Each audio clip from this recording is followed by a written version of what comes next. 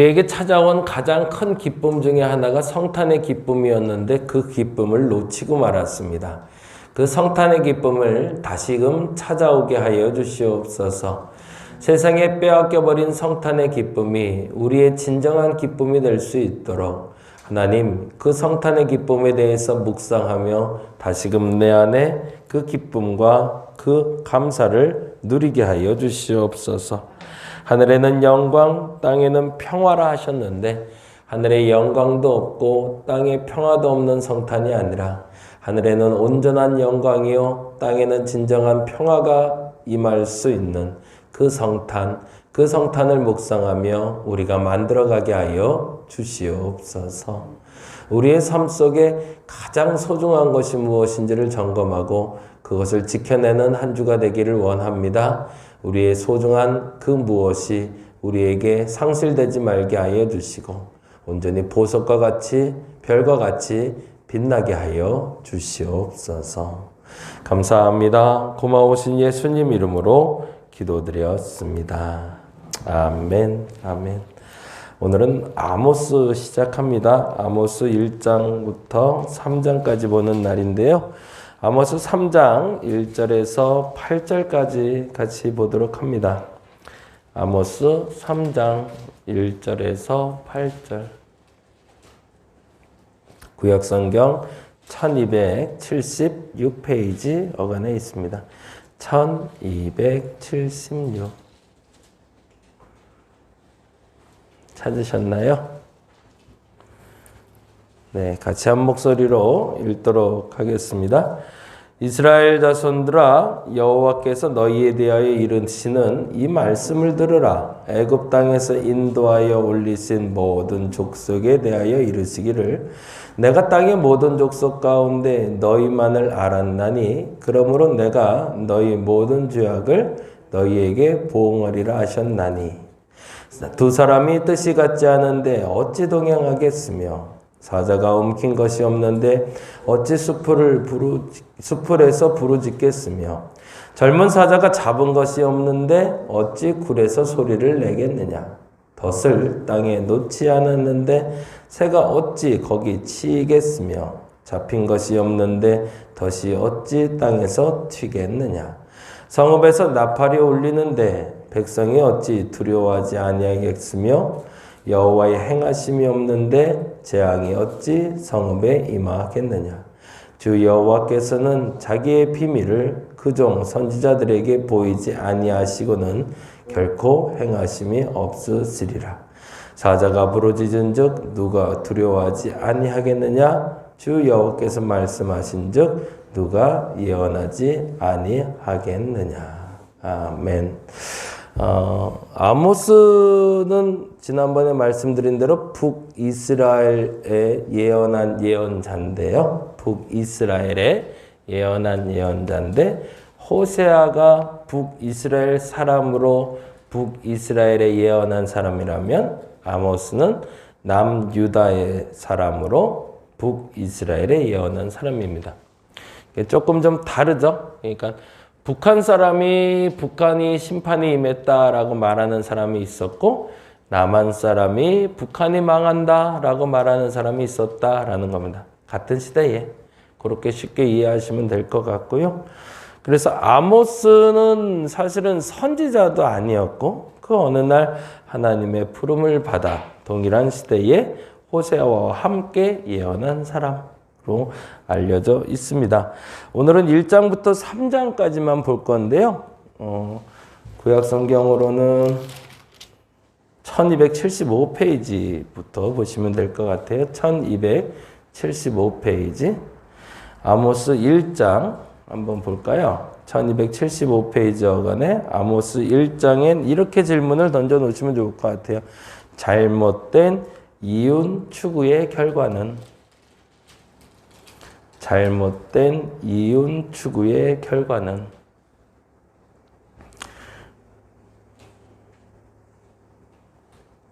크게 6개 나라에 대해서 재앙이 임했다라고 이야기해요. 그러면서 한번 동그라미 해보죠. 3절, 6절, 9절, 11절, 13절, 그리고 2장 1절까지. 예, 3절, 6절, 9절, 11절, 13절, 그리고 2장 1절까지 나라들이 나오는데 볼까요? 그 동일한 방법으로 표현을 하고 있습니다. 1장 3절 볼까요? 여호와께서 이같이 말씀하시되 뭐라고 되어 있죠? 예, 다메섹 거기다 동그라미 해놓고요. 6절에는 이렇게 되어 있네요. 여호와께서 이와 같이 말씀하시되 가사에 동그라미 해놓으시고 9절에 보니 이렇게 되어 있네요. 여호와께서 이와 같이 말씀하시되 뭐라고요? 두로에 11절에 보니 이렇게 있습니다. 여호와께서 이와 같이 말씀하시되 에돔에 13절에 여호와께서 이와 같이 말씀하시되 암몬 자손에 그리고 2장 1절에 여호와께서 이와 같이 말씀하시되 모압에 돼 있죠. 그래서 다메섹, 가사, 두로, 에돔, 암몬 그리고 모압까지 이르는 몇 개예요? 6개인가요? 총? 네. 6개 나라의 죄에 대해서 이야기하시는데 방식은 똑같습니다. 3절, 6절, 9절, 11절, 13절, 2장 1절 방법은 똑같이 이렇게 이야기하시네요. 3절만 읽어보면 내용이 다 똑같은데요. 여호와께서 이와 같이 말씀하시되 다메섹의 서너 가지 죄로 말미암아 내가 그 벌을 돌이키지 아니하리니 라고 돼 있어요. 요 말은 계속 반복됩니다. 하나님이 말씀하셨다. 어느 나라에 서너 가지 죄가 있어서 그 벌을 돌이키지 아니하겠다라고. 순서는 그렇게 되죠. 하나님이 말씀하셨다. 서너 가지 죄로 벌하겠다. 그냥 한 가지 죄가 있기 때문에 그들이 벌받는다가 아니라 서너 가지 죄가 있는데 그 죄에 대해서 돌이키지 않아서 너희들 벌받는다라는 얘기를 하고 있어요. 그러면서 3절, 6절, 9절, 11절, 13절, 2장 1절에 동일한 죄로 설명되어 있지는 않지만 공통점이 나오는데 잘못된 이윤 추구입니다. 예를 들면 6절과 9절만 보면 이렇게 돼 있어요. 6절, 9절 볼까요? 6절에 보겠습니다. 여호와께서 이와 같이 말씀하시되 가사의 서너 가지 죄로 말미암아 내가 그 벌을 돌이키지 아니하리니 이는 그들이 뭐래요? 모든 사로잡은 자를 끌어 에돔에 넘겼음이라. 무슨 일을 했다는 걸까요? 예, 노예 상사를 했다는 거죠. 9절도 한번 볼까요? 9절 말씀 읽어봅니다. 여호와께서 이와 같이 말씀하시되 두로의 서너 가지 죄로 말미암아 내가 그 벌을 돌이키지 아니하리니 이는 그들이 뭐래요?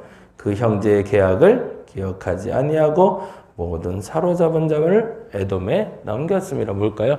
노예 장사를 또 한 거죠. 그렇죠? 그럼 뭐죠? 사람을 돈보다도 천하게 여긴 거죠. 사람을 팔아서 돈을 취하려는 것들.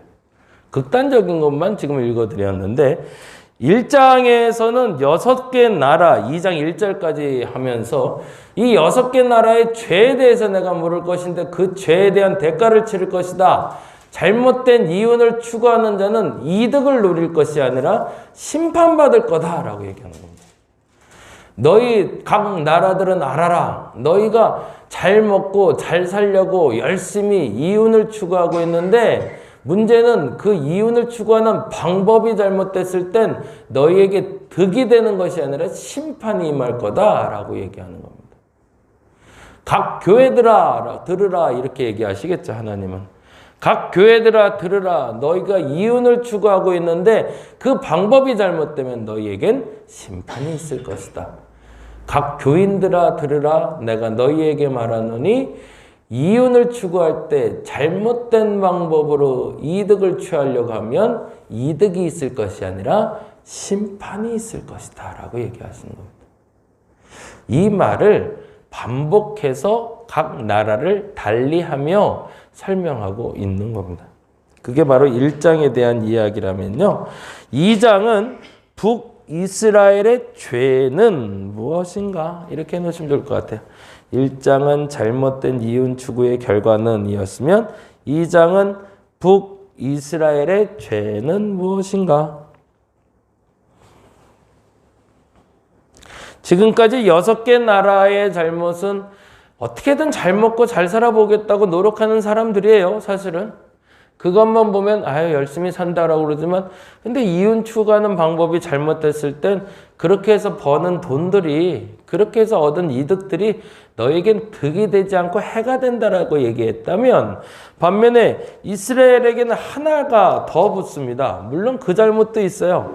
잘못된 이득을 추구한 것도 있었지만 6절과 7절 때문에 이스라엘을 벌하신다라고 얘기합니다. 먼저 4절부터 읽어보죠. 같이 읽어볼까요? 4절 말씀. 여호와께서 이와 같이 말씀하시되 뭐라고 돼 있어요? 유다에 똑같은 공식으로 가고 계시네요. 6개 나라는 잘못된 이윤 추구가 심판을 가져온 것처럼 너희도 서너 가지 죄로 말미암아 벌을 돌이키지 아니할 건데 너희는 좀 달라라는 거죠. 너희는 잘못된 이득을 취해서 그것 때문에 심판받는 것도 있겠지만 특별히 너희는 이것도 기억해야 돼라는 거죠. 뭐라고 돼 있죠? 이는 그들이 여호와의 율법을 멸시하며 그 율법을 지키지 아니하고 그의 조상들을 따라가던 거짓 것에 미혹된 것이니라 라고 되어 있습니다. 그건 뭘까요? 그러면 율법을 멸시하고 율례를 지키지 아니한 게 뭔지 찾으면 되는 거죠. 네.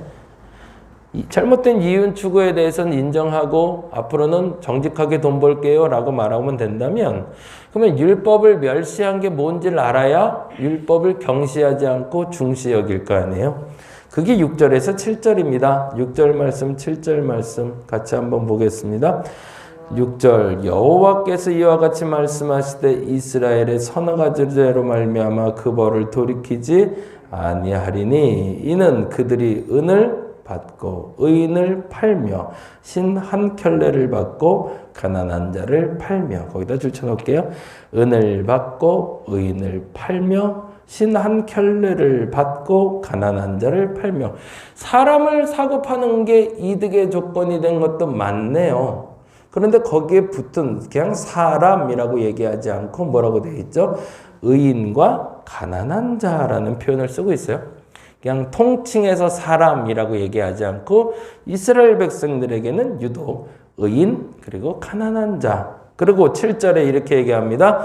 힘없는 자의 머리를 티끌 먼지 속에 발로 밟고 연약한 자의 길을 굽게 하며 아버지와 아들이 한 젊은 여인에게 다녀서 내 거룩한 이름을 더럽히며 힘없는 자 동그라미 하고 연약한 자 동그라미 해놓으면 좋을 것 같아요.